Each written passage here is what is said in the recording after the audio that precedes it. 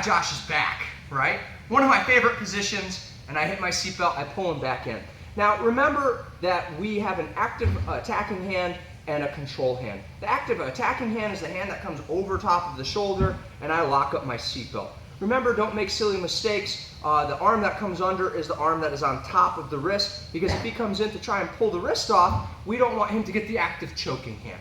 I see sometimes that people make a mistake and leave this hand on top, and then when this hand gets controlled, they can't really choke them because then they have to come over top. Now, coming over top inherently isn't bad, but I want him to make the right decision, not just take a decision that I have presented to him. If he takes the position that I presented to him, bam, right into the choke. But in this instance, he knows what's up. He doesn't attack the hand that's underneath, he attacks the hand that's on the arm. So he just grabs a hold of it. Man, that's a problem. Now I can't choke him. Can't choke him with this hand because it's underneath. We've talked at our school the last couple of weeks about good head control. So he can't go that way because my bicep is chalking the neck on one side. He can't go this way because my head's chalking on this side. So I've still got him stuck like Chuck, but I don't want to chill out here because he's for sure going to start sucking up that space and putting my back on the floor. So what I'm going to do is I'm going to do my little rascal choke. I'm going to pull out my hand. It's going to come underneath my chin, and now my hand is prepped and ready to make sure he can't easily take his back to the floor. So from here, I'm going to switch my head to the other side, and you can see that there's already a little bucket. If he does try to take his back to the floor on that side, I've already got him. Now we can come in and do our nice little short choke. He still has this arm. I don't need two arms, but remember that you're going to turn your whole body. So my hand goes to the shoulder, and I turn with my whole core. Again, I get my seatbelt, I pull him back into space. He attacks the hand, the active choking hand. That's bad for me, okay? So from here, my head's still nice and tight while I pull this out.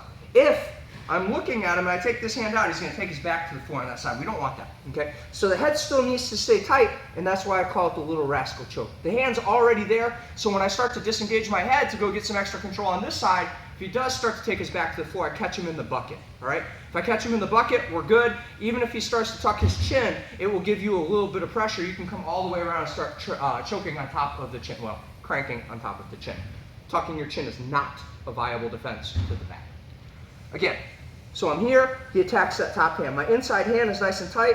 My little rascal hand comes up, I switch sides, and you can see at the same time as I'm switching sides, I'm bringing that arm right underneath. From here, the hand goes to the shoulder,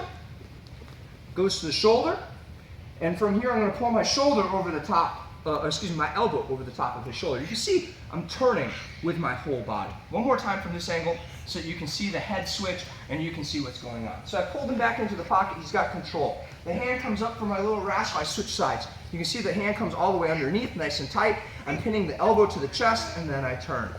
One more angle.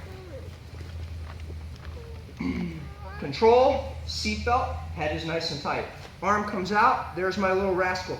From here I switch sides, you can see the arm goes all the way, you can't see, but my hand goes all the way to the shoulder. Pinning down with my elbow and pulling it over top of the shoulder. I don't recommend repping out the finish on that choke a lot because it comes onto the windpipe pretty hard, but you can hit the transition and work the setup for it over and over with a lot of success. Remember, you need your hand right there by that chin, so that way when you disengage with your head, you're not giving them a free escape. You want them to fall into the bucket of that bicep. Then the hand goes underneath the chin, and we turn the whole body.